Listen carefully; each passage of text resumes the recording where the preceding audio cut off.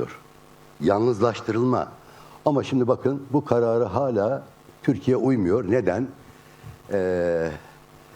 Yani Türkiye'nin de demokratik bir niteliğe kavuşması, Cumhuriyet'in uluslararası konjonktürü de dikkat almamız gerekiyor. Dünya değişti, bölge değişti ve Türkiye'de değişiyor ama biz bunu demokratik bir cumhuriyete dönüştürmeye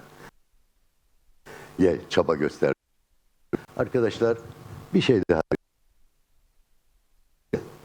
birbiriyle iç içe ve biz 1990'dan sonra derneğimizin kuruluşundan 4-5 yıl ilerledik. Ezilenlerden ve emekçilerden, ötekilerden, ötekileştirilmişlerden olan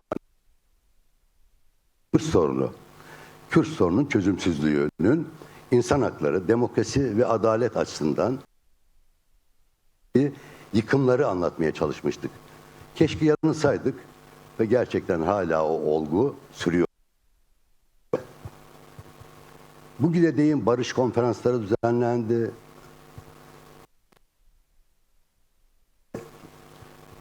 Her türlü konferanslar yapıldı ve bu hayalle de birçok arkadaşımızı yitirdik. Aziz Nesin'den, Vedat Türkel'den, yani şimdi az mı onlar barış için bir araya gelmeyi sağlamışlardır? Az mı çaba göstermişlerdir? İşte o nedenle onların hayal ettiği barışçıl bir Türkiye'yi ve dünyayı inşa etmek gibi de onlara karşı da bir sorumluluğumuz var. Yani sadece aydın olmanın sorumluluğu değil. Bir örnek veriyorum ve bağlıyorum. 1993 yine Haziran ayı. Aziz Nesin aradı. Dedi biz bir Kürt konferansı düzenleme çalışmalarımız var Aydın girişimi olarak. Sizin de varmış böyle bir çalışma dedi. Evet dedim. O zaman birleştirelim dedi. Ben de kendisine arkadaşlarla görüşeyim ve size döneyim dedim. Yönetim kurulu üyesi arkadaşlarla görüştükten sonra birlikte Kürt konferansını yapmayı kararlaştırdık. Aziz Nesin Ankara'ya geldi. Arkadaşlar Ankara'da Ankara Oteli'nde Kürt konferansı yapacağız.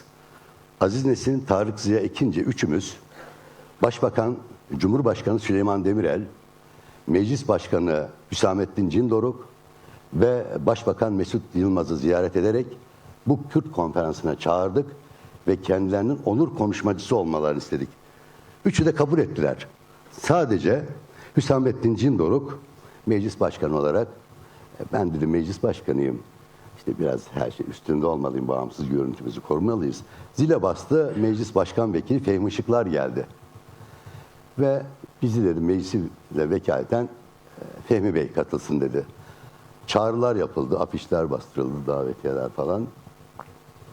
Ve 3-4 gün sonra şey vardı, bu çalışmaları tamamladıktan sonra Viyana'da 2. Dünya İnsan Hakları Konferansı vardı. İlki 1925'te Tahran'da düzenlenmiş. İkincisi de 93'te Viyana'da. Ve biz birkaç arkadaşla oraya gittik.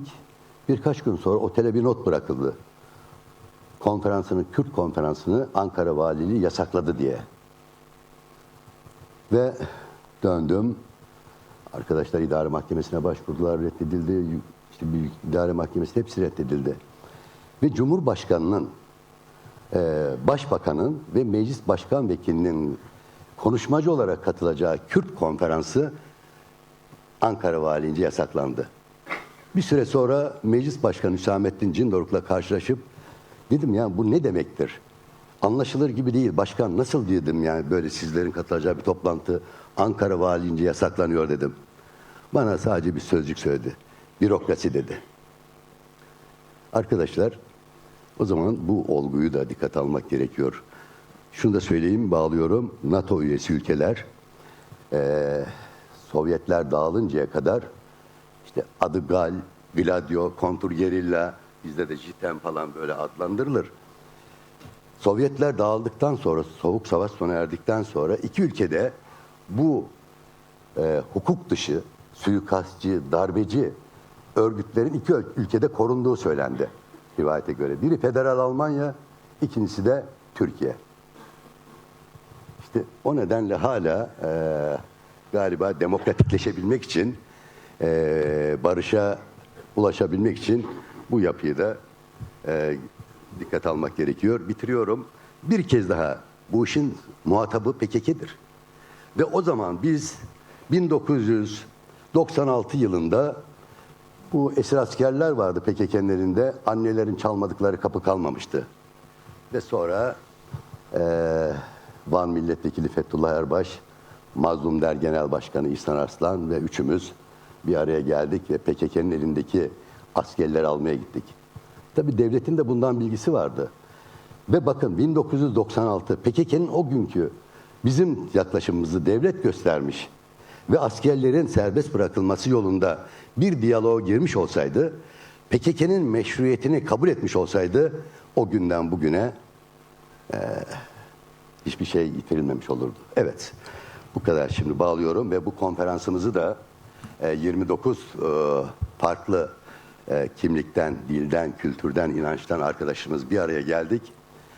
Ve sonuçta işte az önce de belirtildiği gibi 21 Mayıs'ta bir çağrı yaptık halklarımıza. Ve emin olun bu konferansta yine Türkiye'nin Cumhuriyeti'nin demokratikleşmesi konusunda yaratılmış bir fırsat olarak algılamak gerekiyor. Ve Ankara'nın yüzünü kulağını bu konferansa çevirmesi gerekiyor. Umuyoruz dinlerler. Şimdi arkadaşlar ilk konuşmamız Şükrü Aslan hocamız. Şükrü Aslan hocamızın başlığı Cumhuriyetin tekçi siyasetiyle baskılanan çoğul sosyolojik dokusu. Hocam kendileri sosyolog ve yazar. Bir Gün gazetesinde köşe yazıları var. Göçmenlik, insan hakları konusunda çalışmaları var. Hem kendisinin hem de birlikte derlenmiş 22 kitabın da sahibi. Yani sürekli ne yapmak gerekir konusunda kafa yoran, vicdan sahibi, değerli bir aydınımız. Buyurun Şükrü Hocam. Tabii buyurun.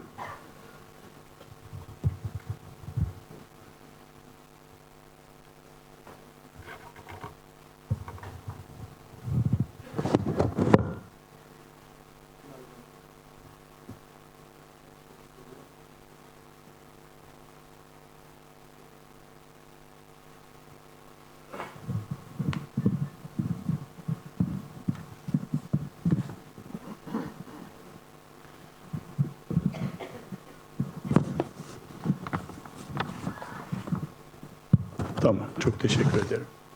Herkese günaydın, saygılar sunuyorum. Ayrıca bugün bu saatte bu salonu yine doldurduğunuz için çok teşekkür ediyorum.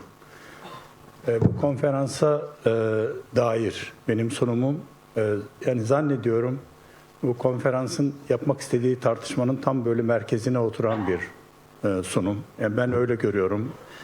Tahmin ediyorum sunumun sonunda sizler de bu kanaate varırsınız diye umuyorum. Bu sosyoloji ve siyaset ilişkisi hepinizin gündelik hayatınızda da çok deneyimlediğiniz bir şey. Ama siyasetin tam merkezinde aslında sosyoloji var. Sosyolojinin de tam merkezinde siyaset var. O yüzden benim söyleyeceklerim belki bu salonun dışında, belki Akın hocamızın dediği gibi siyaset yapanların belki daha çok ilgilenmesi gereken bir alan. Sosyolojiye göre siyaset kurmak ya da siyasetçilerin herhalde en önemli işi sosyolojiye uygun bir siyasi dil ve siyasi pratik, siyasi çizgiler, siyasi taktikler, siyasi stratejiler geliştirmek. Herhalde en normal olan ve modern dünyada buna çok büyük bir önem vermiş. O yüzden modern devletlerin, yani 19. yüzyıl ve 20. yüzyıl devletlerin ilk yaptığı iş, kendi ülkelerinin sınırları içerisindeki sosyolojik dokuyu tespit etmek olmuş. Bunun için de istatistik diye bir bilim oluşturmuşlar, istatistik kurumları oluşturmuşlar. Yani istatistik biliminin tarihi 19. yüzyıl, istatistik kurumlarının tarihi de 19. yüzyıl. Ve sonra istatistik kurumlarını bir araya getirmişler. İşte Avrupa İstatistik Kurumu, Dünya İstatistik Kurumu, buralarda bu sosyolojik dokuyu nasıl anlayabiliriz, hangi soruları sormalıyız diye tartışmalar yapmışlar senelerce. Yani 1853'te, 1860'ta, 1870'te, en son 1873'te Uluslararası İstatistik Kongresi'nde bu sosyolojinin tespit edilmesini mümkün kılacak bir soruda mutabık kalmışlar. Pek çok soru var ama bir tanesini söylüyorum. Bugünkü sunumun konusu. Dilsel tespit, yani dil kimliklerinin tespiti. Yani bir ülkede, yani daha doğrusu etnik kimliklerin tespiti. Bir ülkede kaç etnik kimlik var, ne kadar nüfusu var, ne kadar ve ne kadar siyasi ağırlığı olabilir gibi. Hatta modern devletlerin kuruluşu bile biraz bu istatistiklerle ilgili. Yani kavga politik zeminde bu istatistik verilerin üzerinden gidiyor. Dolayısıyla biz bugün herhangi bir ülkenin 1873'ten sonra yaptığı herhangi bir nüfus sayımının verilerini inceleyerek o ülkenin sınırları içerisinde kaç etnik grup olduğunu görebiliyoruz. Yani bunu arşivlerden, belgelerden ulaşmak mümkün. Osmanlı ve Türkiye için de böyle. Yani Osmanlı'nın ilk istatistik kurumu bu eğilime uygun olarak 1891'de kurulmuş İstatistik Encümeni diye. Sonra 1918'de İstatistik Müdüriyeti Umumiyesi diye daha kapsamı biraz daha geniş bir kurum oluşturulmuş ve bu kurumların da görevi Osmanlı'nın nüfus profilini ortaya çıkarmaktır. Yani bugün bildiğimiz Osmanlı'da kaç dil, kaç dinsel grup vardı. Bu istatistik kurumlarının verilerinden ulaşabiliyoruz. Cumhuriyet ilan edildikten sonra da, yani bugünkü konferansımızın aslında en önemli konusu, Cumhuriyet ilan edildikten sonra da bir istatistik kurumu oluşturmak yeniden gündeme alınmış. Osmanlı'dan kalan o istatistik müdürlüğü kafi görülmemiş ve hatta Türkiye'den, yeni ülkeden, Cumhuriyet'ten birinin bunu yapabilecek kapasitede, kabiliyette olmadığı düşünülerek Belçika'dan bir istatistikçi getirilmiş ve İstatistik Umum Müdürlüğü kurulmuş. Yani bugünkü TÜİK diye bildiğimiz kurum 1926 yılında kuruluyor ve adı İstatistik Umum Müdürlüğü. Daha sonra benim kuşağımda o Devlet İstatistik Enstitüsü idi ve şimdi de şimdi de TÜİK oldu. Türkiye İstatistik Kurumu oldu. Bu kurumun ilk yaptığı iş 1926'da kuruluyor ve ilk yaptığı iş 1927'de yapılacak, bir sene sonra yapılacak nüfus sayımlarını organize etmek olmuş. Buna yönelik pek çok çalışma var. Vaktim sınırlı olduğu için bunlara girmiyorum ama yani kurum başkanının doğrudan memleketi gezmesi ve nüfus sayımları hakkında bilgi vermesi, bunun içinde basının çok önemli bir rolü var. Bu sayımda ne bekliyoruz diye Türk ırkından gelen nüfusumuz ne kadardır? Aslında onu bekliyoruz diye. Belki tuhaf gelecek size ama tırnak içinde söylüyorum. Yani Türk ırkından gelen nüfusun yüksek olacağı varsayılmış, öngörülmüş ya da isabetle tahmin edilmiş diyeyim. Bütün bunları tırnak içine alarak söylüyorum. Bu sayımın sonunda bir de nüfus bayramı planlanmış. Çok bilinmez ama Türkiye'de 28 Ekim 1927 ilk nüfus bayramıdır ve bunun nedeni de Türk nüfusun çok yüksek çıkmış olması. Yani yaklaşık 14 milyon nüfusun yaklaşık 12 milyonunun Türk ırkından ya da Türk soyundan olduğunun tespit edilmiş olması. İşte bu ilk nüfus sayımı, 1927 yılında yapılan bu ilk nüfus sayımı, Türkiye'nin sosyolojik dokusunu etnik kimlikler yönünden anlamak için bize resmi veri sunuyor. Dün Levent Hocam burada moderasyon yaparken söylemişti. Hani ana dilde eğitim demiş, eğitimsen. Demişler ki, mahkeme demiş ki yani ana dilde eğitim dersek sanki Türkçe dışında bir ana dil varmış gibi anlaşılır diye. Aslında Türkçe dışında ana dil olduğu tespiti devletin yaptığı tespit. Ve biz bunu 1927 yılında nüfus sayımında ana diliniz nedir sorusuna verilen yanıtlardan ve bu sayımın resmi kayıtlarında Türkiye'de ana dillerin tasnifi diye bu başlık altında görebiliyoruz. Yani aslında devletin resmi belgelerinde Türkiye'nin ana dilleri diye bir başlık 1927 yılı nüfus sayımından başlamak üzere 1965 yılına kadar var. Daha doğrusu hep var da 1965 yılına kadarkiler arşivlerde görülebiliyor durumda. Hala da görülebiliyor durumda. Bugün size o sayımdan bahsedeceğim ve 1927 yılında Türkiye'nin sosyolojik dokusunda etnik kimlikler nasıldı, nasıl görünüyordu, nasıl bir tespit yapılmıştı ve Türkiye buna dair, yani bu sosyolojik fotoğrafı belirledikten sonra nasıl bir siyaset geliştirdi? Şimdi her şeyden önce 1927 yılı nüfus sayımına göre Türkiye'de 21 ana dil tespit edilmişti. Yani Türkçe dışında 20 ana dil daha vardı. Belki bunlar biraz yani yorucu olacak diye hani uzun uzun saymayayım bunları ama bunların bir kısmı artık yerlileşmiş olan fakat göçmen dillerdi. Yani Balkan göçmenlerinin dilleri ve Kafkasya göçmenlerinin dilleriydi. Uzun bir liste.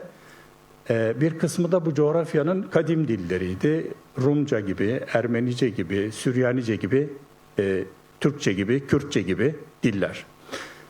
Aslında ben kendi araştırmalarımda bu dil sayısının 21'den de fazla olduğunu gördüm. Mesela 1927 yılı nüfus sayımlarında Süryanice yoktu mesela. Bazı diller yok aslında. Bazı diller de mesela Sırpça gibi, Bulgarca gibi bu diller aslında Balkan ülkelerinden Türkiye'ye gelen Müslüman göçmenlerin, yani bir kısmı Türk olan, bir kısmı olmayan göçmenlerin dilleriydi. Ama hepinizin bildiği çok baskın diller vardı Balkan göçmenlerin dilleri içerisinde. Bulgarca, Arnavutça, Boşnakça, Pomakça gibi diller. Keza Abhazca, Çerkezce gibi diller bu diller içerisinde çok baskın bir yer oluşturuyorlardı. Dahası bu dillerin Türkiye'nin şehirlerine dağılma biçimleri çok ilginçti. Yani Türkiye'nin şehirleri bu etnik sosyolojinin, dilsel sosyolojinin çok böyle özgün mekanları idi. Onlardan birkaç örnek vermek istiyorum. Mesela Mardin'de Arapça konuşan nüfus çok baskındı. Daha doğrusu Türkiye'de Arapça konuşan nüfusun %38'i Mardin'de yaşıyordu. Ana dili Arnavutça olan nüfusun %28'i İstanbul'daydı. Onu %10 ile İzmir izliyordu. Boşnakça konuşan nüfusun %30'u Kocaeli'deydi. Onu Kırklareli, İzmir, Balıkesir, Bursa ve Çanakkale takip ediyordu. Ana dili Çerkezce olan nüfusun %26.8'i Kayseri ve Bolu'daydı. Ana dili Ermenice olan nüfusun %70'i İstanbul'daydı. Ana dili Rumca olan nüfusun %11'i yine İstanbul'da yaşıyordu ama aynı sayım verilerine göre ana dili Yahudice diye geçtiği için İbranice olan nüfusun %56'sı İstanbul'daydı. %24'ü İzmir'de yaşıyordu. Ana dili Tatarca olan nüfusun %37'si Eskişehir ve Ankara'da yaşıyordu. Ana dili Gürcüce olan nüfusun %26'sı Artvin'de, %25'i Kocaeli'de yaşıyordu. Abhazca olan nüfusun %65'i Kocaeli, Sakarya ve Yalova'da yaşıyordu. Ana dili Kıptice diye bu belgelere geçen romanların dilinin %22'si Edirne'de yaşıyordu. Edirne'yi İstanbul, Kocaeli ve Balıkesir takip ediyordu. Ana dili Lazca olan nüfusun %84'ü Artvin'de yaşıyordu. Hatta Artvin'in toplam nüfusu içerisinde bu oran %20 gibi çok yüksek bir orandı. Keza bu grubun %11'i Bolu'da ve Kocaeli'de ikamet etmekteydi. Ana dili Pomakça olan nüfusun büyük bir bölümü Edirne, Kırklareli, Tekirdağ, Çanakkale ve Balıkesir'de yaşıyordu. Yani doğrudan Balkanlardan gelen göçmenlerin ilk yerleştirildikleri şehirler. Ana dili Sırpça diye kayıtlara geçen nüfusun %85'i Müslümandı. Müslüman olarak kodlanmıştı, kayıtlara geçmişti ve bunun da %32'si Balıkesir'de, %16'sı İstanbul'da yaşıyordu. Şimdi bu Kürtçe dışındaki dillerden bahsettim. Böyle Türkiye'nin şehirleri enteresan bir göçmen doku gösteriyordu ve enteresan farklı sosyolojik dokular gösteriyordu. Ve bu şehirlerde gündelik hayatta Türkçe dışında diller konuşuluyordu ve yaygın bir şekilde konuşuluyordu. Bir örnek söyleyeyim. 1973 yılındaki il yıllığına, yani valiliğin çıkardığı il yıllığına göre şehirde en çok konuşulan ikinci dil Türkçeden sonra Sırpçaydı. Bu da Balkan göçmenlerinin, Yugoslavya'dan gelen göçmenlerin şehirdeki ağırlıklarını bize gösteriyordu. Kürtçe'ye gelirsem o daha enteresan bir sosyolojik tablo çıkıyordu. Mesela Diyarbakır'da 1927'de Diyarbakır'da ana dilim Kürtçedir diyenlerin sayısı 132 bindi. Ana dilim Türkçedir diyenlerin sayısı sadece 56 bindi. Yani 3 misliydi Kürtçe. Bu fark bazı şehirlerde daha büyüktü. Mesela Siirt'te ana dili Kürtçe olanların sayısı 75 bin diye kayıtlara geçmişti. Ama Türkçe olanların sayısı sadece 5 bindi. Mesela Van'da ana dilim Kürtçedir diyenlerin sayısı 57 bin olarak kayıtlara geçmişti. Buna karşı ana dilim Türkçedir diyenlerin sayısı sadece 17 bindi. Mardin'de ana dili Kürtçe olanlar 109 bin diye kayıtlara geçmişti. Ana dili Türkçe olanlar 11.864 idi. Hakkari daha enteresan bir şehir, daha tipik bir örnek. Toplam nüfusu 17 bin olarak kayıtlara geçmişti. Ve bu 17 bin içerisinde ana dilim Türkçedir diyenler sadece 1000 kişiydi. 1044 kişiydi. Bitlis'te ana dilim Kürtçedir diyenlerin oranı 67 bin iken ana dilim Türkçedir diyenlerin oranı 20 bin diye kayıtlara geçmişti. Bu sayılar bir kere her şeyden önce dönemin politik iklimi dikkate alındığında aslında Kürtçenin lehine çok yükseltilebilir, Türkçenin aleyhine çok azaltılabilir. Çünkü politik baskılar insanların kendi dillerini doğrudan söyleyebilmelerini engelliyordu. Buna rağmen Kürt şehirlerinin pek çoğunda ana dilim Kürtçedir diyenlerin oranı Türkçedir diyenlerin birkaç misliydi. Böyle bir sosyolojik doku vardı. Peki ne kadar hocam? Peki. Çok hızlı gideyim. Peki buna yönelik nasıl bir politika geliştirildi?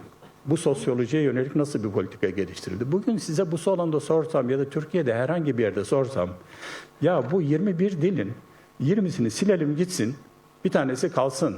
Böyle bir politika tercih edilebilir mi diye desem herhalde herkes der ki böyle saçma şey mi olur? Vallahi tam bu saçma şey oldu. Cumhuriyet Cumhuriyet'in ilanından hemen sonra 1925 yılında Abdülhaluk Renda'nın raporunda yazıldığı gibi, onun ifadesiyle söylüyorum, elimizde kalan bu arazi, ülkeye arazi diyor, elimizde kalan bu arazi iki millete yetmez, olmaz yani. Bir tanesi olacak diyor ve o politika, Abdülhaluk Renda Cumhuriyet'in çok önemli bir kadrosu, o politika Cumhuriyet'in politikası haline geldi ve tuhaf gelecek ama yani bütün bunları Türkleştirelim diye bir politika inşa edildi. Bunu İskan Kanunu üzerinden görebiliyoruz, dil kanunları üzerinden görebiliyoruz ve yer isimlerini değiştirme politikaları üzerinden görebiliyoruz. Bu bize bugün tuhaf gelen, aslında her zaman tuhaf gelecek olan ve aslında zaten tuhaf olan ve aslında imkansız olan sosyolojik bir şey söylüyorum. İmkansız olan şey Cumhuriyet'in resmi politikası haline geldi. Bunun için asimilasyon sadece asimilasyon değil. Asimilasyonu mümkün kılacak okullar açmak ve dilleri yasaklamak, sadece Kürtçeyi de değil.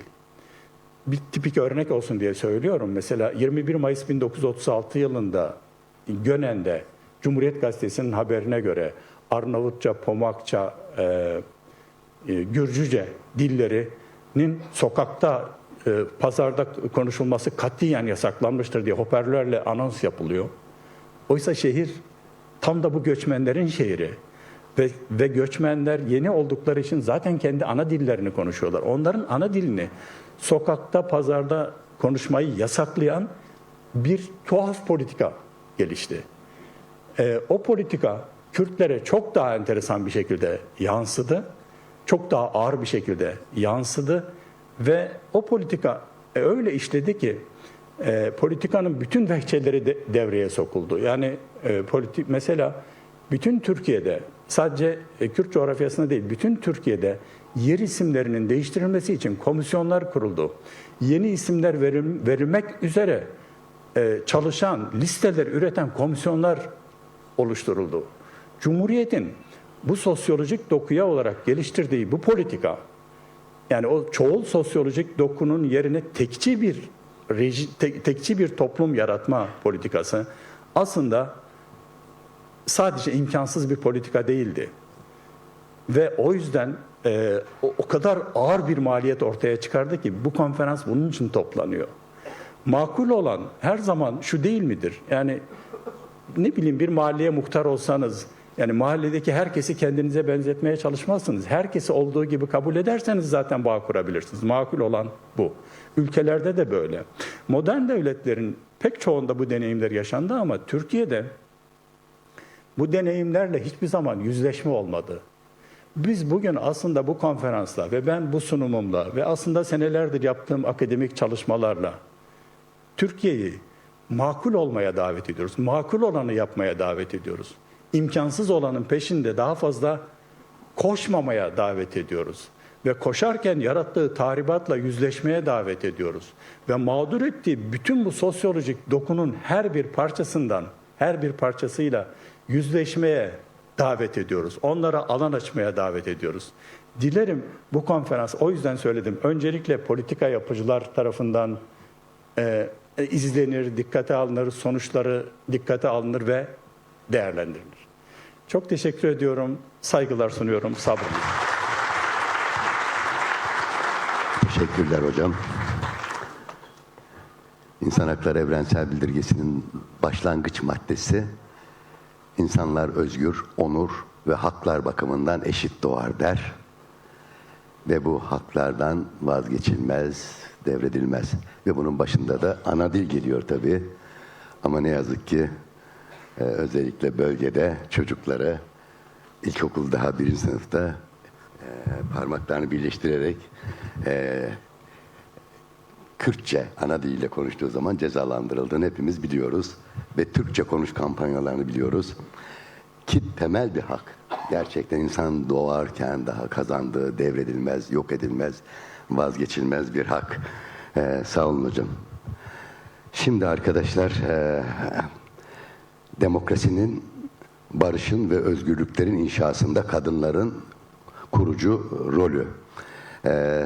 Ruşen Seydaoğlu arkadaşımız, Ruşen arkadaşımız Dicle Üniversitesi Hukuk Fakültesi mezunu ve TCA Özgür Kadın Hareketi üyesi, barış ve demokratik toplum konusunda çalışmalar olan, dergi ve gazetelerde eleştirileri olan ve kadının barış sürecindeki olmazsa olmaz rolünü anlatan bir arkadaşımız. Şimdi sizi dinleyelim. Buyurun.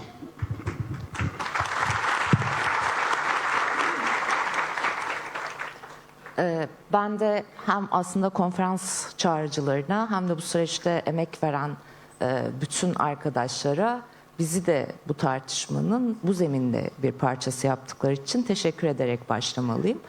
Dün tabii birçok boyutuyla ulus devletin açığa çıkarttığı cumhuriyet hangi ideolojik arka planlara dayanıyor ya da kaynakları neler oldu üzerine birçok değerlendirme, belirleme yapıldı. Ancak şunu belirtmem gerekiyor, işte dincilikten bahsedildi, işte gayrimüslimlerin mallarının millileştirilmesi, sermayesi haline getirilmesinden bahsedildi, Türkçülükten, yani geniş bir spektrumda aslında anlatıldı. Ama bunlarla aslında göbekten bağlı olan cinsiyetçilik ideolojisinin işte Cumhuriyet'in ordusunu, ailesini, sermayesini, erkekliğini nasıl belirlediğine dair biraz daha kısıtlı sözler açığa çıktı.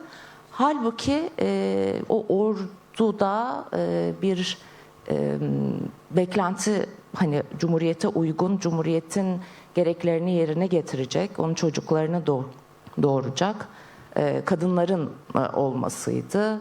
Benzer bir yerden ailede toplumsal cinsiyetçi roller pekiştiriliyordu.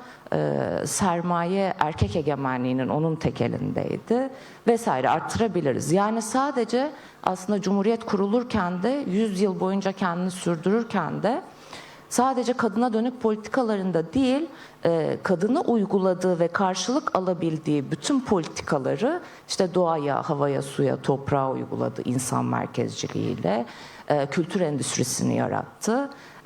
Asıl olmayanlar dışındaki ve bizim tam da Cumhuriyet'in 2. yüzyılında olsun dediklerimiz, beraber kursun halk egemenliği, kadın öncülüğünde bir halk egemenliği olsun dediğimiz o unsurları bir şekilde tekrar yok saymaya devam etti. Şimdi başlıkta demokrasinin, barışın, özgürlüklerin hani o kurucu özneliği olarak kadınlığı tarifliyoruz. Ben geldiğim mücadele açısından aslında bu süreç içerisinde işte dili, kültürü, varlığı yok sayıldığı için yaklaşık 50 yıl kadar önce Türkiye'nin belki de en büyük isyan hareket diyebileceğimiz harekete katılan genç Kürt kadınlar ve erkeklerin aslında 50 yıl boyunca işte kendi mücadelesini özgünleştiren ve özelleştiren Kürt kadın hareketi bağlamında nasıl bir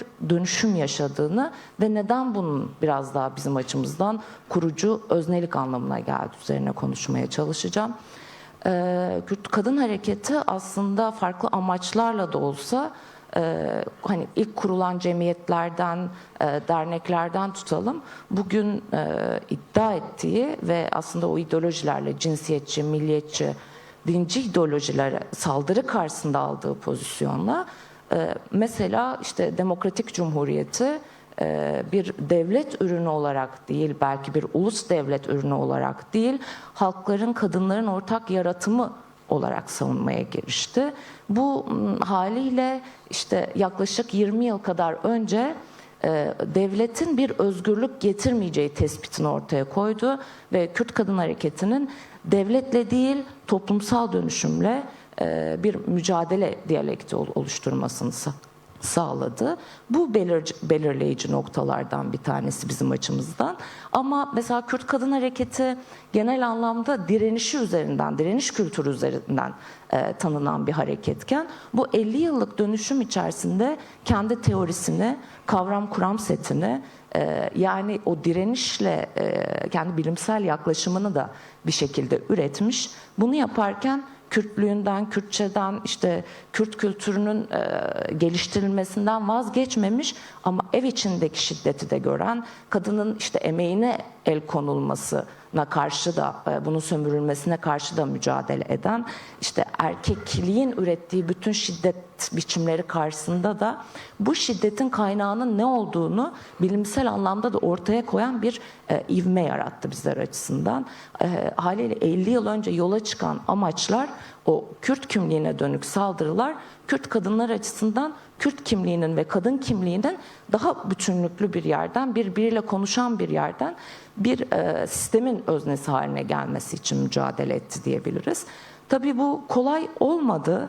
Yani bahsettiğimiz sorunlar, kadınların, Kürt kadınların karşısına konulan engeller, kapitalist modernitenin, erkek egemenliğinin, işte sermayenin çok çatallı bir şekilde ürettiği sorunlardı. Biraz daha somutlaşması açısından kısa bahsetmek isterim.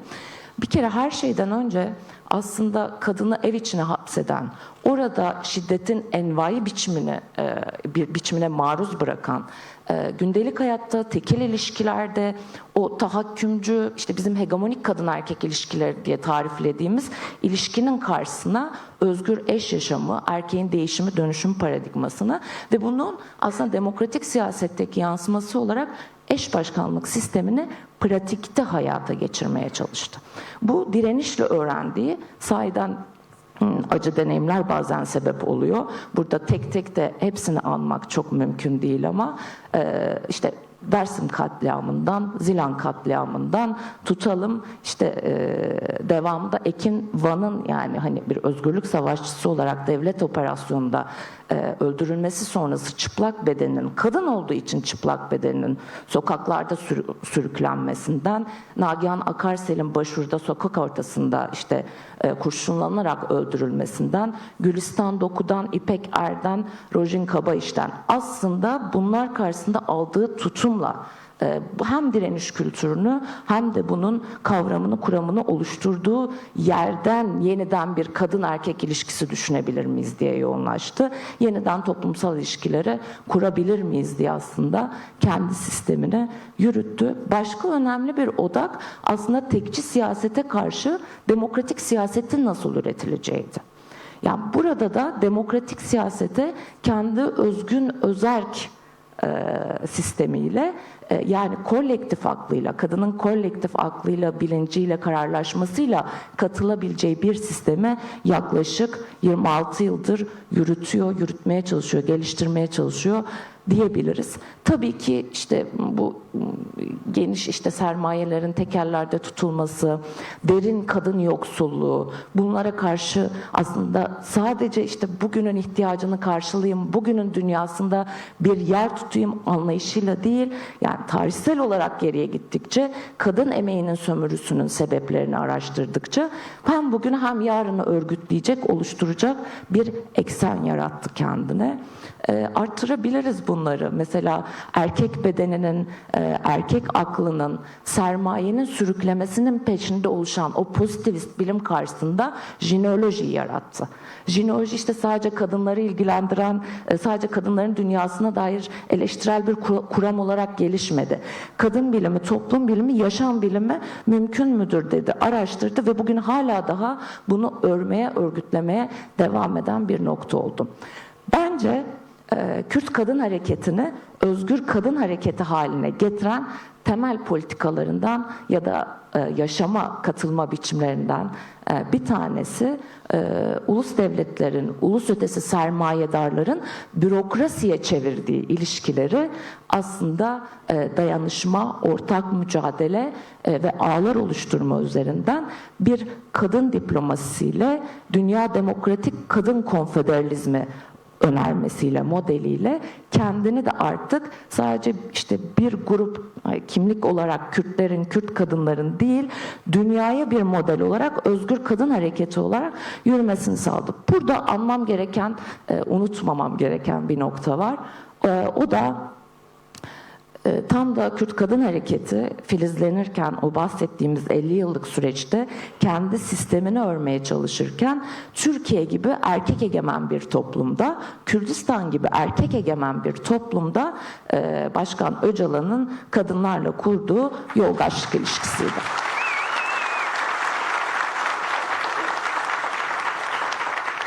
Bu birçok boyutuyla tartışılabilir, konuşulabilir ama bizim açımızdan aslında tam da o erkek egemen toplumda kadınların kendi düşüncelerini, kendi iradelerini engellere takılmadan, geri geleneksel engeller, devletin kurduğu engeller, ekonomik engellere takılmadan, daha az takılarak belki de daha geniş bir coğrafyada örgütlemesinin de imkanını sağladı. Bu açıdan da önemliydi. Diğer önemli nokta ise aslında paradigmayı tartışırken, düşünce sistematiğini tartışırken bu yoldaşlık ilişkisi temelinde birbirini besleyen ve güçlendiren bir ilişki ağının, bir bütünlüğün ifadesi oldu diyebilirim. Şimdi bunları neden anlattım? Cumhuriyeti demokratikleştirmek 2. yüzyılda aslında ilk yüzyılda kurulurken yok sayılan kesimlerin bu yüzyılın demokratikleşmesine nasıl katkılar sunabileceğini düşünürken işte bütün bu yolculuğu Kürt kadın hareketinin tam da kurucu öznelik dediğimiz yere denk geldi. Direnişiyle, zihniyetiyle, iddiasıyla. Ve şunu da belirtmek gerekiyor, dün biraz bunu fark ettim. Bu salonda 4 farklı nesilden Kürt kadın hareketinin temsilleri var. Yani anneler var, 30 yıldır cezaevinde kaldıktan sonra çıkan arkadaşlarımız var. Benim dahil olduğum jenerasyondan arkadaşlar var ve genç kadınlar var. Genç kadın hareketinden kadın arkadaşlar var. Bu istikrarın, özgürlükte, demokraside, eşitlikte istikrarın da aslında bir göstergesi. Bu anlamda bizim açımızdan kadın özgürlükçü sistem demokratik cumhuriyetin prototipini sunuyor. Bu anlamda daha yakından bakılması, ilişkilerin güçlendirilmesi, birlikte geliştirilmesi açısından tam da Kürt Kadın Hareketi'nin ilişki ve ittifak politikaları o dünya kadınlarının ortak kurtuluşu perspektifinde yeniden bu deneyimlere bakmak, birlikte geliştirmek ve prototipi bütün ötekilerin beraber Cumhuriyeti 2. yüzyılında nasıl demokratikleştirebiliriz, sistemimiz ne olacak tartışmalarına daha doğrudan katılımında beklediğimiz bir şey. Ben aslında çok da uzatmak istemiyorum. Çerçevem aşağı yukarı buydu. Ve kimseye aslında bilmediği bir şeyi de anlatmadığımı düşünüyorum. Şu önemli, demokratik cumhuriyetin turnusolu, nasıl ki ulus devletin turnusolu kadın yaklaşımıysa, demokratik cumhuriyetin turnusolu da başarılı olup olmayacağı da kadın özgürlükçülüğe dair yaklaşımının ne olacağında. Bu çok belirleyici bir nokta. Bu açıdan hangi öteki çevreden olursak olalım yeniden sormamız gereken ve bu süreci sorularla aslında ve ortak cevaplarla yürütmemiz de inanıyorum. Daha tekil gündelik ilişkiler içerisinde sahiden Cumhuriyeti demokratikleştirmek isteyen ötekiler kadınlar yerine söz kurmaktan vazgeçecekler mi? Çünkü biz devlete karşı onun haksız politikalarına karşı bence bütün ötekiler olarak çok güçlü ve idmanlıyız. Bunu yıllardır, 10 yıllardır sürdürüyoruz. Ama demokratik cumhuriyet ötekilerin de kendi üstlerine alması gereken, kendilerini sorgulaması gereken sorular olduğuna inanıyoruz. İşte dediğim gibi kadınlar yerine söz kurmaktan mesela bizim birçok konuda beraber yürüdüğümüz arkadaşlarımız vazgeçecekler mi? Ya da işte eşit o hiyerarşiler yaratan aslında sistemin karşısına işte eşit entelektüel bir sürü deneyim hiyerarşisi yaratmadan kadınlarla aynı noktada yani olduklarında kadınların bu sistemin öncüsü olabilmek için bir adım geriye atacaklar mı? Ya da biraz daha hani genel bir olası bir anayasal düzenlemede kadınlar biz anayasal statümüzün tanınmasını istiyoruz dediğimizde bütün öteki gruplarının ortak talebi haline hareketi biz Cumhuriyet'in 2. yüzyılına ya da herhangi bir anayasal düzenlemeye komün meclis örgütlenmelerimizle bu tarzda gitmek istiyoruz dediğimizde bu emek hareketiyle, ekoloji hareketiyle, gençlik hareketiyle taleplerini ortaklaştıran bir yerden yaklaşık 50 yıldır yürüyor. Biz aslında Cumhuriyeti demokratikleştirecek bütün kesimlerin de mücadeleyi ortaklaştıran, talepleri ortaklaştıran ve kadın özgürlükçülüğü esas alan bir yerden yürüdüğü takdirde demokratik cumhuriyetin çok yakın olduğuna inanıyoruz. Sözlerimi de böyle bitireyim. Kadın hareketi mücadele etmeye devam edecek. Nurçen Seyda Hanım'a çok teşekkür ederiz. Barış ve demokratikleşme yolundaki kadınların yolculuğunu selamlıyoruz. Çok önemli katkıları var. Teşekkürler. Şimdi yine çağrıcılarımızdan Mehmet Bekaroğlu, milliyetçilik, vatanseverlik, yurttaşlık başlıklı konuda sunum yapacak. Tıp doktoru, psikiyatrist, siyasetçi, yazar, insan hakları aktivisti, birçok zaman birçok yerde yollarımız kesişmiştir. 4 dönem mecliste bulunmuştur ve mecliste Türkiye Büyük Millet Meclisi İnsan Hakları İnceleme Komisyonu'nda bulunmuştur. Özellikle işkenceye karşı çok ses vermiştir, el vermiştir ve caydırıcı olmuştur. Herhalde şimdi yine az önce Ruşen arkadaşımızın söylediği birçok kadın arkadaşımızın reva görülen o işkenceler ve en sonunda da işte bu son gerçekten insanlığa karşı bir suç, insanlık onurunu bu denli rencide edici bir şeye de 4-5 gün önce tanık olduk. Değil mi? AŞ, Medya AŞ Genel Müdürü Fatoş Pınar Türker'e karşı. Mecliste olsaydınız ne yapardınız? Buyurun hocam. Söz sizin. Buyurun.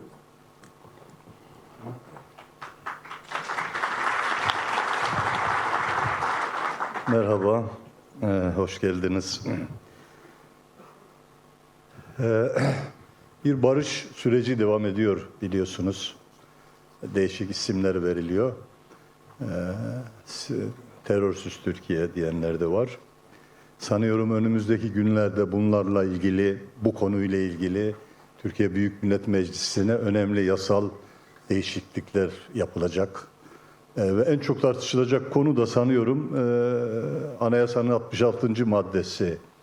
Hani vatandaşlık bağıyla bağlı olan herkes Türktür, Türk sayılır maddesi. Tabii burada Türk ismi, Türkiye'li ismi, hangi isim verilsin filan bunlar bu önemli tabii bu. Ama daha da önemli bu vatandaşlık dediğimiz şeyin içine neyi koyuyoruz, içeriği ne?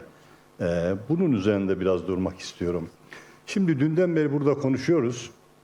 Türkiye Cumhuriyeti ilk 1. yüzyılda kuruluştan başlayarak neler yaşadık bu konular üzerinde. Bunları konuştuk, tartıştık.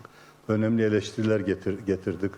Erdoğan Hoca'nın yanlış iliklenmiş düğmesinden başlayarak önemli şeyler söylendi burada. Doğru ama bu olay yani ulus devlet, milliyetçilik, millet, ulus, yurttaş, vatandaş yani sadece Türkiye'de bu konularla ilgili sorunlar yaşanmış değil. Bütün dünyada bu konularla ilgili bütün ulus devletlerle ki dünya hala ulus devletler federasyonu demeyeyim ama ulus devletlerle yönetiliyor. Ulus devletler üzerinde tartışmalar yapılıyor ve sadece tek bir etnik kökenden gelen bir ulus da herhalde dünyada hiçbir yerde yok. Hele günümüzdeki bu göçün, bu hızlı, akışkan gidişlerin, gelişlerin olduğu bir dünyada böyle bir şey herhalde söz konusu değil. Türkiye, tabii biz Türkiye'de yaşadık. Bir de Türkiye'de bir türlü demokratikleşemediği için doğal böyle insanların doğuştan getirmiş oldukları haklar ulus kavramına, ulus devlete problem gibi algılandığı için belki de daha yakıcı. Şimdi değerli arkadaşlar, bu Westfalia Anlaşması ile 1648'de başlayan ulus devletler ve ulus devletler çağı girmeyelim bu konular ama birkaç cümleyle bu küreselleşme döneminde yavaş yavaş işte ulus devletler işte gidiyor, anlamsızlaştı. Bunun yerine işte tek bir dünya, büyük bir dünya, küresel bir dünya, dünya köyü oldu.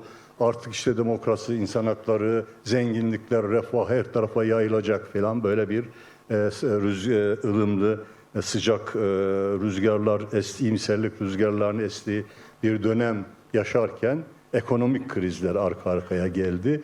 Bu dünya öyle anlatıldığı gibi toz pembe bir dünya olmadı. Liberal demokrasiler falan dediğimiz şeyler böyle kurumsallaşmış herkes için geçerli bir şey olmadığını işte ekonomik krizlerle ve en önemlisi de bu yakın zamanlarda yaşanan pandemide gördük. Öyle bir dünya ki işte milyar trilyon dolarlık işte zenginlerimiz halka arzların yaşandığı dünyada 250 dolarlık solunum cihazları olmadığı için gencecik insanlar can verdi. Niye? Çünkü o solunum cihazları alıp onları stok etmek bir kar getirmiyor, bir fayda getirmiyor. Halbuki sermaye faydanın, karın peşinde böyle bir dünyaymış.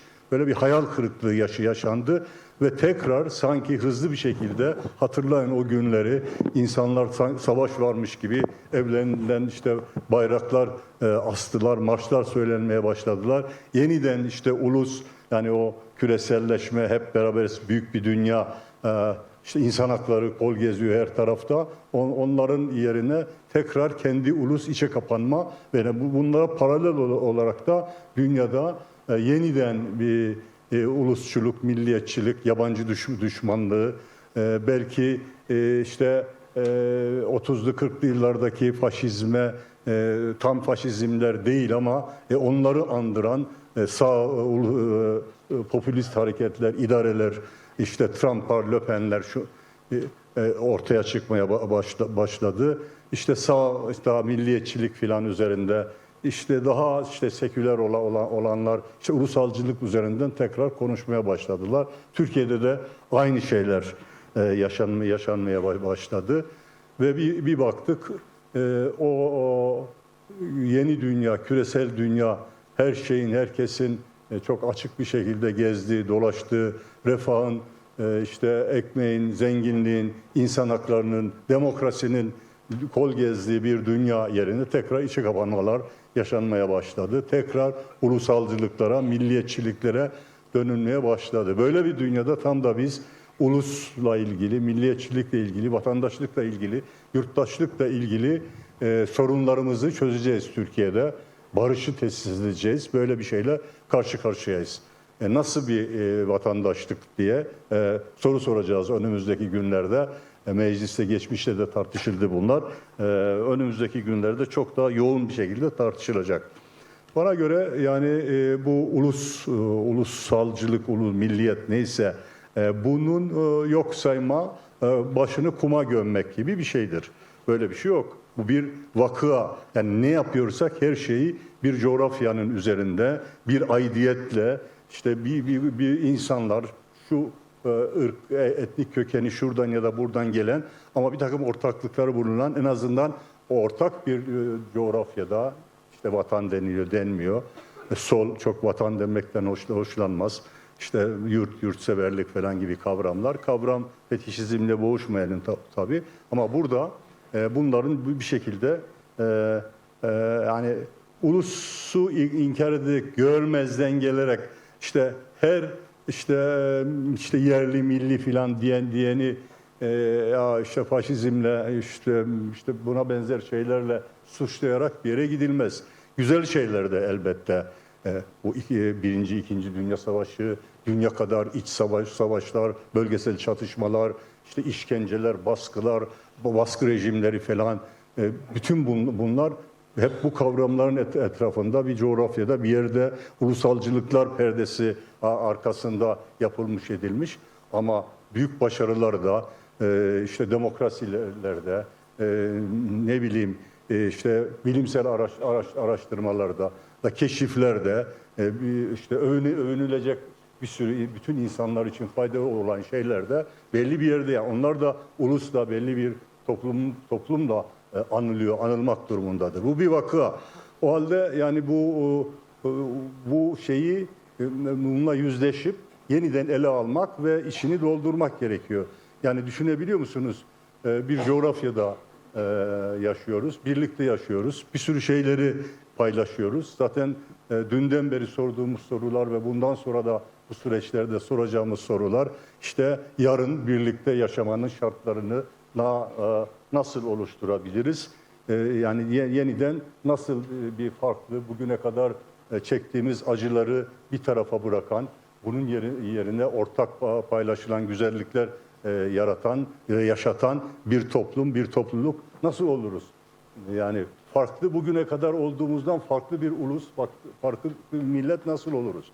Bugün ne kadar olduğunda işte makbul vatandaşlar, olmayanlar, işte Türk, Müslüman, işte Sünni filan, öyle değil de bu coğrafyada yaşayan kim, hangi dine, inanca, etnik kökene, yapıya, cinsiyete, nereye mensup olursa olsun, insanca yaşadığı bir toplum nasıl oluruz? Temel soru bu. Yani yeni bir ulus tanımı yapacağız yani. Tekrar hepimiz herhalde tekrar ulusalcı olacağız. Oraya doğru bir şekilde gidiliyor. Yani ulus fikrini bütünüyle ortadan kaldırmak böyle bir şey mümkün değil. İçini bir şekilde, yani aidiyetsiz insan olmaz yani. Ama şu da değil değerli arkadaşlarım. İşte anayasal vatandaşlık, Yani bu coğrafyada, bu topraklarda yaşayan herkesin hakları anayasa ile hukukla garanti altına alınmış bir yapı elbette. Yani bir yanlışlık olduğu zaman bu yanlışlığı düzeltecek bir sistemi inşa etmek lazım. Bunu inşa edemezsek zaten medeni, tırnak içinde medeni bir toplum olamayız. Yani bu kaçınılmaz bir şey.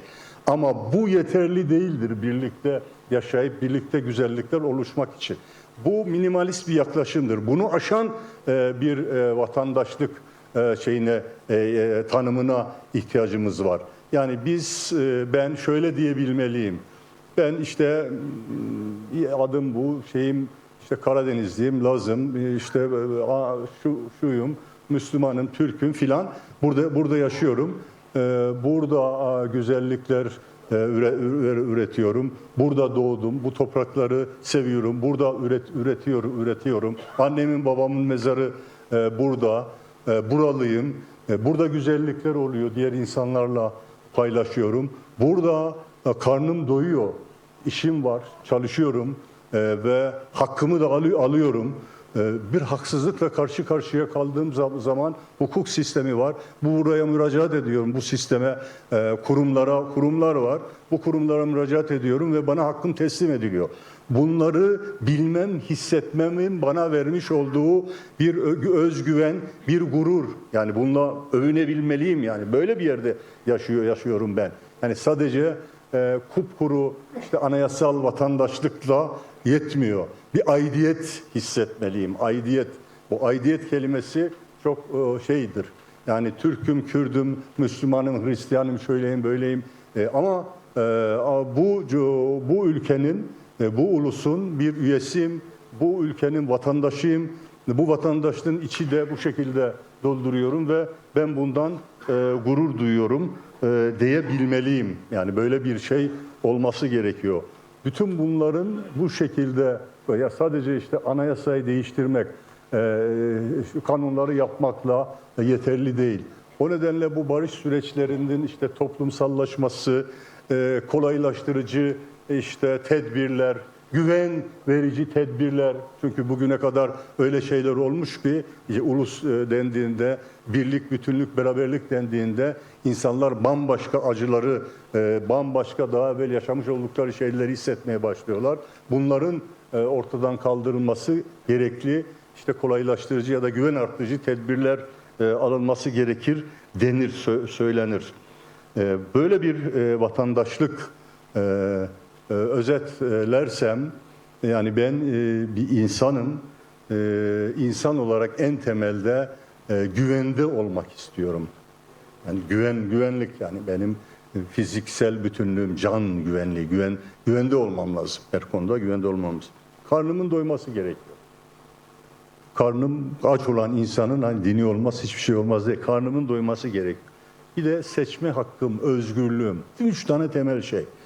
Bunların herkese karşılayacağı, bu 3 temel şeyin herkes için garanti altına alındığı, sadece yasalarda garanti altındadır söylemek yeterli değildir. Bunu bilmesi, tecrübelerle bunu yaşaması, paylaşması, etrafında görmesi ve kendisinin bunu yaşaması, hissetmesi, bundan dolayı da o coğrafyaya, o topraklara işte bir tip diğer başka şeylerden daha farklı bakması, bir şekilde kutsaması, ondan övünmesi, böyle bir şeye ihtiyaç var.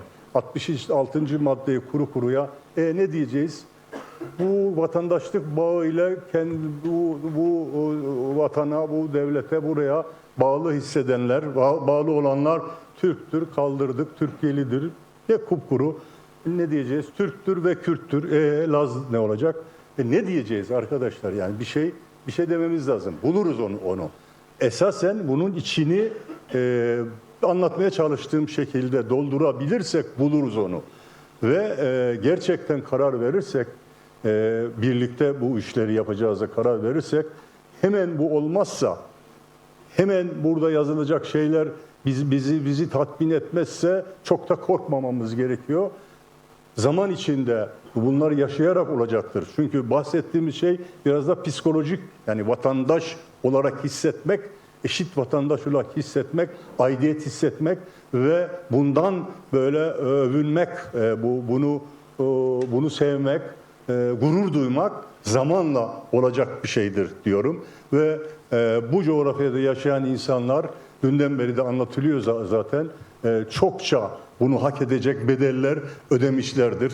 Şurada önümüzde bu bedelleri ödeyen çınarlar yaşıyor, oturuyorlar.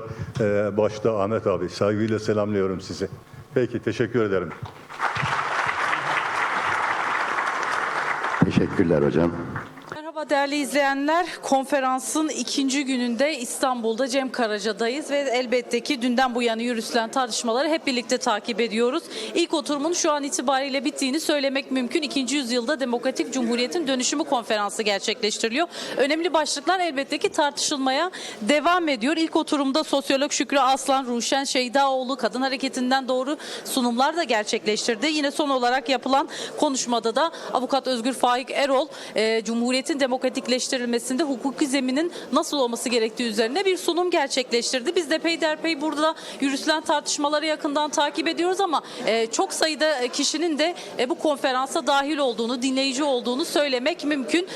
Onlardan bir tanesini hemen bir yanımıza davet edelim istiyorum. Konferans takip eden genç katılımcılardan bir arkadaşımız yanımızda şu an. Mehmet Uğur Korkmaz. Kendisi de bu konferansı takip ediyor bir genç olarak. Elbette ki farklı kesimlerin talepleri var. Bu konferansı dair Cumhuriyet'in demokratikleşmesinin nasıl olması gerektiği üzerine herkes kendi cephesinden, kendi penceresinden yorumlar yapıyor. Tartışmaları bu yönlü de biraz geliştiriyor. Ben hemen Uğur Korkmaz'a bir merhaba diyelim öncelikle. Merhabalar.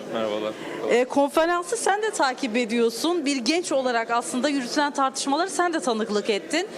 Cumhuriyet'in demokratikleştirmesi meselesinde gençliğe düşen rol ve sorumluluğu soralım aslında. Gençler nasıl bir cumhuriyet talep ediyor?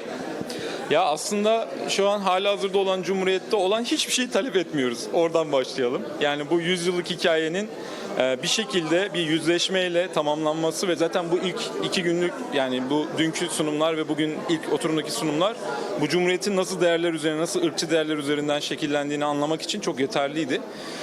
Biz başka bir cumhuriyet istiyoruz. Yani Türkiye'deki halkların, sınıfların bir arada daha barış içerisinde yaşayabileceği bir cumhuriyet istiyoruz ki sosyalizme doğru yol alabilelim. Önce demokratik bir cumhuriyet istiyoruz. Bunun için Türkiye'de yaşayan halkların tanınması, dillerinin, kültürel imkanlarının genişletilmesi gerekiyor. İlk aşamada bunların gerçekleşmesi lazım. Sonra belki toplumların barışının güçlenmesi lazım. Yani bunlar sadece yasalarla olacak şeyler değil. Bir de toplumsal yaşamın bununla beraber yeşermesi lazım. Çünkü artık Türkiye, yani mesela Kürtlerin sadece Kürdistan'da yaşadığı, Türkiye'de sadece Türklerin yaşadığı bir gerçeklik de yok. Türkiye'nin birçok şehrinde çok büyük Kürt nüfusları var. Hani Kürdistan bugün her yerde. O yüzden yani Türkiye'nin her yerinde Kürtçe eğitim veren okullar olacak. Buna herkesin hazır olması gerekiyor. Bunu içselleştirmemiz gerekiyor. O çocukların o okullara güven içerisinde gidebilmesi, eğitim alabilmesi, ailelerinin bir endişe duymaması gerekiyor. Bu ve bunun gibi birçok şeyin olduğu bir cumhuriyet hayal ediyorum ilk aşamada. Peki bu cumhuriyet aslında hayali kurulurken aynı zamanda gençlerin de hayalleri var bu noktada. Gençler bu cumhuriyetin kurulmasında, yani yeni demokratik cumhuriyetin kurulmasında nasıl bir misyon, nasıl bir rol ve sorumluluk üstlenecek aslında? Bunu belki de konuşmakta fayda var. Çünkü aslında her kesim kendi cephesinden bir şeyler yapmak istiyor. Elini taşın altına koymak istiyor aslında tabiri caizse. Evet ya, bir de gençlik biraz böyle fitil ateşleyici bir güç olarak, mesela ilk Cumhuriyet'te hemen oradan böyle bir izci kültürü, asker kültürü üzerinden bir Türklük inşa etmiş. Yani yeni Cumhuriyet'le beraber bence gençliğin önü de açılacak ve gençlik o Cumhuriyet'in bütün değerlerinin taşıyıcısı da olacaktır çok hızlı bir şekilde. Ama bu aşama nasıl aşılacak? Bunu gençlik tek başına yapabilir mi? Ya da şu an gençlik buna müsait durumda mı? Ondan emin değilim açıkçası. Çünkü özellikle son 15 yıla yayılmış çok ciddi bir şiddetten bahsediyoruz. Özel savaş politikalarından bahsediyoruz. Kapitalizmin, neoliberalizmin genişlediği, gençlerin işsizlikle, geleceksizlikle, hatta başka problemlerle baş başa kaldığı bir cumhuriyetten bahsediyoruz şu an halihazırda. Bugün hadi birden başlayalım, gençlik yeniden örgütlensin, hadi bir şeyleri düzeltelim diyebilecek durumda değil gençlik. Biraz sağaltılması lazım, iyileşmesi lazım. Bunun için de önce baskının azaltılması lazım. Politik alanlara baskının, üniversiteler üzerindeki baskının azalması lazım. Ancak bunlarla yavaş yavaş gençliğin zihni genişleyebilir, ruhu genişleyebilir, özgüvenle yeniden hareket etmeye başlayabilir. Peki konferansta yürütülen tartışmaları nasıl buldun? Bir genç olarak aslında çok fazla başlık dünden bu yana tartışılıyor. Ve belki de üzerinde en çok konuşulacak başlıklardan belki de bir tanesi Kürt kimliği bilinci aslında bir yanıyla da. Bugün az önce de oturumlardan bir tanesi de vurgusu yapılan kısmı ana dil vurgusuydu. Yine kadınların aslında bu süreçte üstleneceği rol de yine tartışılan başlıklar arasında yer alıyordu. Tabii bu yanıyla da gençlerin de talepleri var ki senin de ifade ettiğin kısımlar, özel savaş politikaları bunlardan bir tanesi. Cumhuriyet demokratikleşecekse aslında belki de senin ifade ettiğin kısımların aşılmasıyla birlikte olacak bir şey. Belki de son olarak konferansa dair gözlemlerini de alarak bitirebiliriz. Ya konferans benim için çok güzel geçiyor. Epey de bir kalabalık geçiyor. O yana da beni çok mutlu etti. Hem gençliğin katılımı hem farklı sınıflardan, farklı kimliklerden insanların katılımı çok renkli bir etkinlik 2 gündür. Ama şu bir gerçek. Yani Türkiye'nin politik kesimleri bugün burada konuşulan şeylerin çoğundan çok uzun süredir haberdarlar. Biz Kürtler olarak ana dil üzerindeki baskılardan, Türkiye'deki diğer halkların yaşadığı zulümlerden çok daha önceden beri haberdarız. Çok daha fazla bunlara çalışmış durumdayız. Bugün burada konuşan hocaların birçoğunun kitaplarını zaten tüketiyoruz. Yani o yüzden belki de bu tartışmaların Türkiye'nin geri kalanına, apolitik kesimlerine, belki de hani nasıl ifade edeceğimi bilmediğim diğer sınıflara, diğer toplumsallıklara açılması gerekiyor. Ve bunun önünün de engellenmemesi gerekiyor aslında devlet ve merkez ideoloji tarafından. Çünkü Türkiye'nin tarihinin gerçekleri bunlar. Bu gerçekleri konuşmadan buradan gidebileceğimiz bir yer yok. Bu sadece bizim ideolojik gerçeklerimiz de değil. Bunlar gerçekler. Bütün bu basınçların, bütün bu tarihin konuşulması, tartışılması, bilinmesi ve buradan yeni bir yere bununla hareket edilmesi gerekiyor diye düşünüyorum. Ben çok teşekkür ediyorum. Ayağına sağlık. Görüşmek üzere. Evet değerli izleyenler, 2. yüzyılda Cumhuriyet'in demokratikleştirmesi konferansı 2. gününde devam ediyor. Az önce yanımızda genç bir arkadaşımız vardı. Kendisi de konferansı dünden bu yana takip eden genç isimlerden bir tanesi. Elbette ki yürütülen tartışmalara kendisi de dahil olmuş. Kendi cephesinden gençliğin aslında bu süreci nasıl örgütlemesi gerektiğini ve alması gerektiği sorumlulukların ne olduğu üzerine. Tabii ilk oturum şu an itibariyle sona erdi diyebiliriz ve belki de birkaç başlığa vurgu yapmakta fayda var. İlk oturumun konuşmacıları arasında bulunan Şükrü Aslan'ın yaptığı sunumda ana dil vurgusu özellikle önemliydi. Yine resmi politika haline getiren asimilasyon politikalarına vurgu yaparak ana dil sorununun aşılması gerektiği üzerine biraz değerlendirmelerde bulundu. Tabii en dikkat çeken başlıklardan bir tanesi de kadın cephesinden yapılan değerlendirmelerdi demek mümkün. Bu konuda yaptığı sunumla birlikte Ruşen Seydaoğlu'nun üzerinde durduğu başlık da önemliydi. Cumhuriyet demokratikleşecekse belki de cinsiyetçilik meselesinin kökten çözümünün de aslında beraberinde getirilmesi gerektiği üzerinde durdu. Belki de kadın hareketinin kurucu özne olması rolünün de ayrıca dikkat çekti diyebiliriz. Yine konuşmacılardan bir tanesi de Özgür Faik Erol'du. Tabii ki kuşkusuz ki Cumhuriyet demokratikleşecekse bunun hukuki zemininin, hukuki ayağının nasıl olması gerektiği üzerine bir sunum gerçekleştirdi. İlk oturum yapılan konuşmalar ardından son buldu. Şu an konferansta kısa bir ara verilmiş durumda ve biz de bu konferansın sonraki oturumlarını sizlerle paylaşmaya elbette ki devam ediyor olacağız. Dünden bu yana önemli katılımcıların dahil olduğu ve dinleyicilerin olduğunu söylemek mümkün.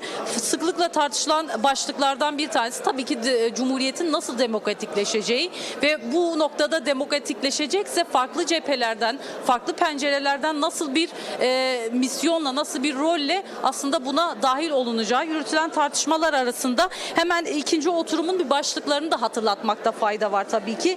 İkinci oturumda verilen aranın ardından demokrasinin ve barışın toplumsallaşması başlığıyla devam edecek konferans. Moderatörlüğünü Şebnem Korur Fincancı'nın yapacağı ikinci oturumda önemli isimler de tabii sunumlarını gerçekleştirecek. Bunlar arasında Ahmet Faruk Ünsal, Yüksel Genç, Cemal Salhan ve Vahap Coşkun yer alıyor diyelim. Şimdilik buradan konferanstan size aktaracaklarımız bunlar. Biz de takip ediyoruz gazeteciler olarak konferansı yakından. Peyderpey gelişmeler oldukça sizlerle paylaşmaya devam edeceğiz diyelim. Sözü size bırakalım.